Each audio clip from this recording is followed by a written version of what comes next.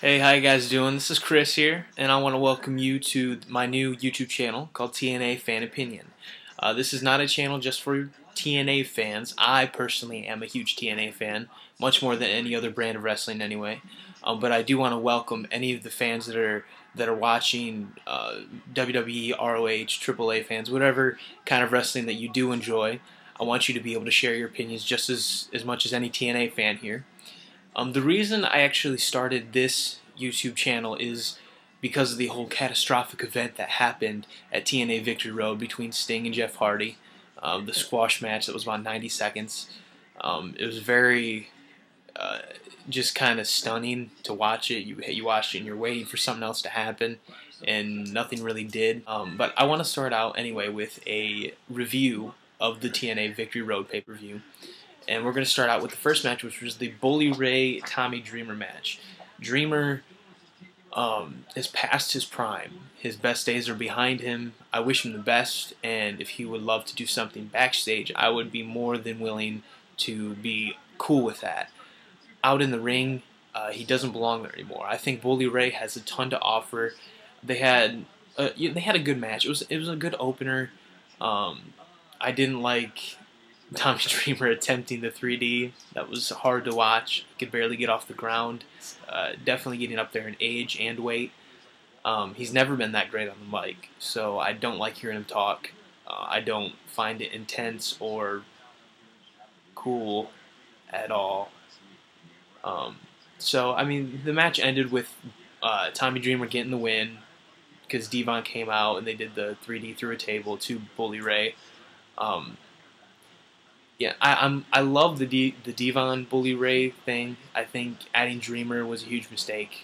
I'm not a professional writer, so I guess I can't say too much. But I would like to see Dreamer not wrestle anymore. So anyway, the match ended with Dreamer getting the win, and we'll have to see where the rivalry goes from here. It was an okay opener, though. The next match was the Angelina Love and Winner versus Rosita and Sarita. I don't like any of these knockouts hardly, except Sarita and Angelina Love. Winner is very, very, very, very WWE still. You can just tell when she's in the ring, the way she does things is still a diva. Especially when we have a knockouts roster like Mickie James, ODB's back, Roxy's back. Hopefully, Awesome Kong will be back someday. It was one of my favorite knockouts. We have great knockouts in the back that weren't on this pay-per-view, and it was really, really tough to watch. Winner and Angelina Love, especially with the whole botch ending roll-up where Winner was sitting on her and the ref wasn't there. It took him forever to get there, and then he still counted 3, but then Rosie just still kicked out right at the 3 count. It's too cheesy. It's too WWE. You got to figure out something else to do. I mean, everyone knows that wrestling's fake. For wrestling fans, we understand that, but at least do your best to make it look real, and if you can't, then you don't need to be doing it. But anyway, Rosita and Sarita are your new TNA Tag Team Knockout Champions. Alright, the next match was it was the Hernandez and Matt Morgan match. I had a little bit of expectation for the match because they are decent wrestlers. There's a lot of people that I find that aren't big fans of Morgan or Hernandez. I know Hernandez did really well the time he was gone from TNA. And when he came back to TNA, I was kind of excited, you know. Sad thing is, he's horrible on the mic, hard to listen to, and his moveset is very redundant now. It's a constant, you know, the shoulder tackle, the shirt throw, the border toss, the jump over the rope, maybe a clothesline here and there. So anyway, it ended with Hernandez spraying some fake blood on Morgan's chest, and that's the part that got me to go, what? No, that didn't make any sense to me. If you're gonna spray fake blood, spray it in like the face and the eyes, you know, and then play that out. But I think he tried to, but I think he just ran out of fake blood, is what it kind of looked like to me. And then the ref comes in, he sees Morgan, and he's like, "Oh, I'm gonna rub your chest because you have big muscles, and that's why I want to touch you." And he's like, "Oh, it's blood. You ding, ding, ding. It's over. You have blood on your chest, so you must be cut open. You lose." Refs aren't stupid, and I really am kind of getting tired of playing out like they're brainless. They're not brainless. You can still cheat like Ric Flair cheats amazingly. It's why he's the dirtiest player in the game. Anyway, Hernandez got awarded the victory because of the fake blood on the nipple of Morgan. The next match was the Ultimate X match, which I was really looking forward to. I love the X division. It doesn't get used very much anymore, but I do really enjoy the X division.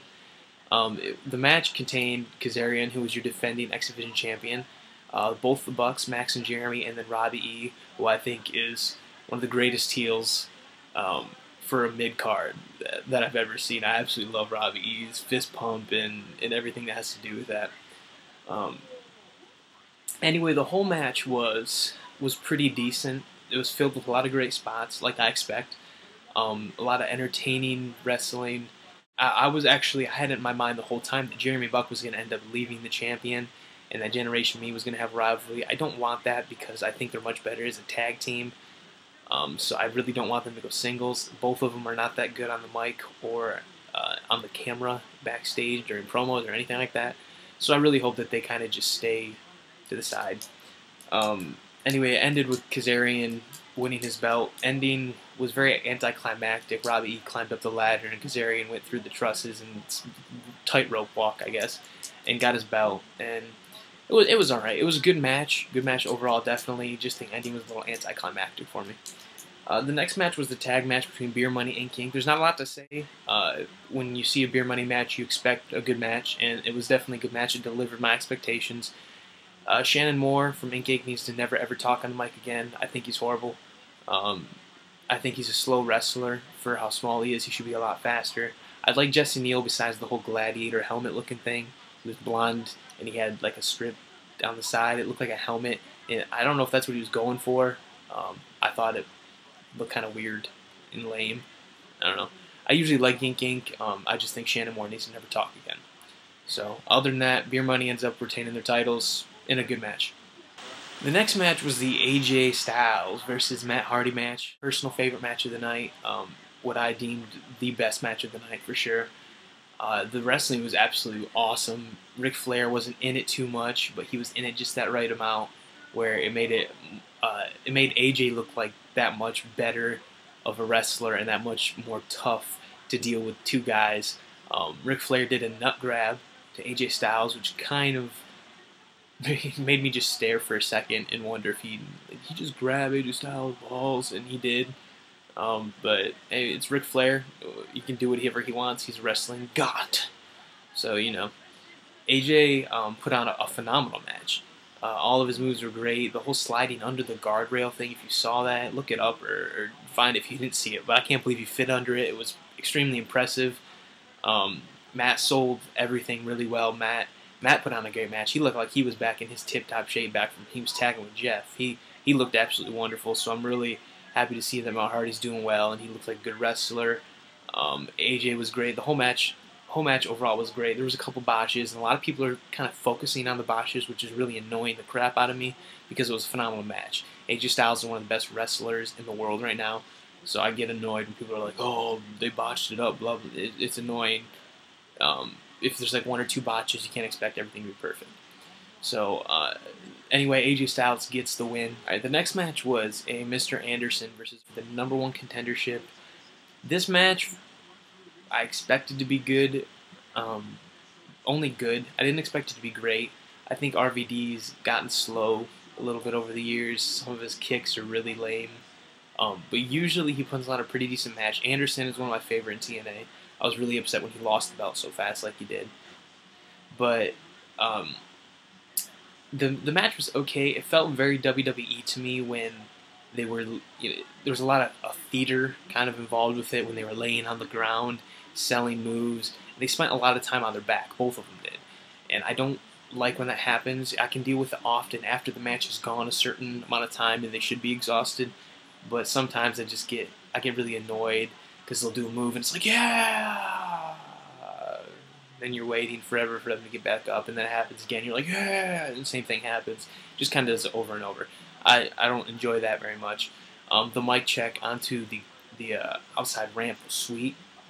Sold really well. Looked like RVD busted his face, which was cool. The double count out thing, it didn't make sense to me at first. when Bischoff came out, actually, what happened in the RVD Anderson match is they got double counted out, and then they ended the match. That's what was happening. So they started the main event, which was the big event of the night. Apparently, according to a lot of fans, they only bought it for Sting versus Hardy, which is the dumbest thing I've ever heard. If you're going to spend $30 for that, then you don't deserve to be happy at the end of the pay-per-view, because that's one. You shouldn't be buying a TNA pay-per-view for only one match. Anyway, when they started the Sting Hardy match, they came out. Hardy took forever to get to the ring, and he looked like he was out of his mind when he got in the ring. Sting made him look like a little girl when he put him up against the corner, and it looked like he could have done whatever he wanted to him, manhandled him sexually if he wanted to. Thank God he didn't. That would have been inappropriate for any kind of TV. But the match in general, I was expecting a great match, but when Sting, what he did is just Scorpion Death dropped him and then pinned him for the 3 count, and the match only lasted about 90 seconds.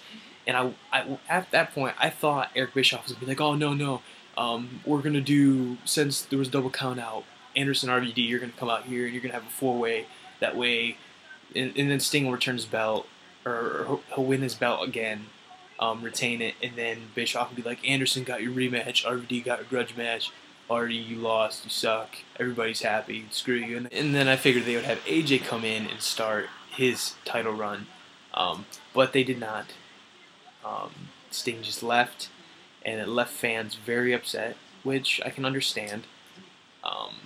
People who bought the pay-per-view for just that match, I have no sympathy for you whatsoever. The overall pay-per-view was really good during the mid-card and everything like that, but the main event obviously was a disappointment. Something went wrong, and I think they're trying to fix that. And hopefully Hardy's not in too much trouble, or if he is, I hope it gets him straightened out with whatever's going on. But overall, I gave the pay-per-view, I gave it about a 7 out of 10. I may be pushing the rating a little bit just because I'm really tired of hearing all the criticism that a lot of people have to say about TNA.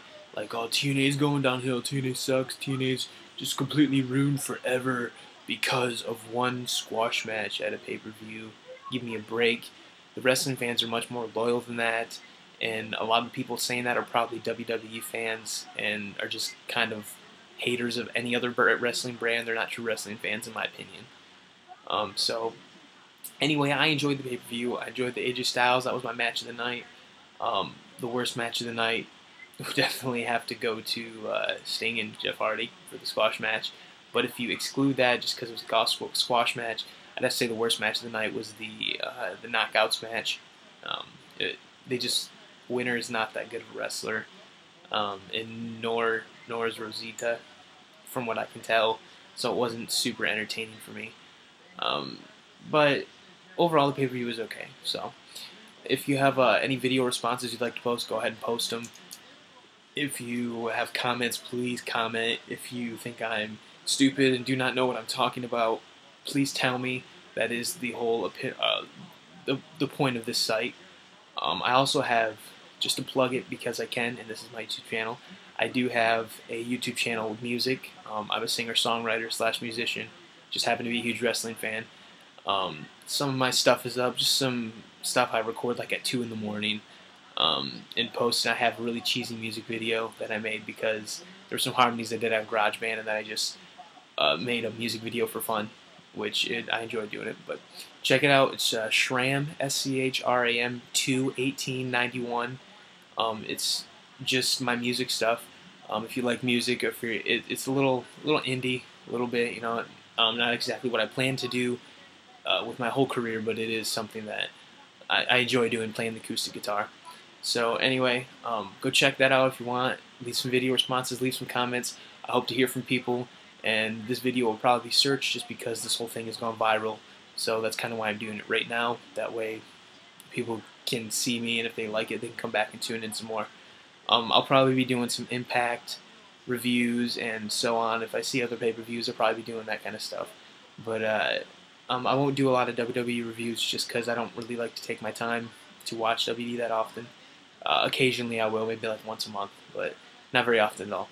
So yeah, leave your comments, leave your responses. Hope to hear from a lot of people, good or bad, whatever your opinion is, because this is the Fan Opinion YouTube channel. So I will catch you later.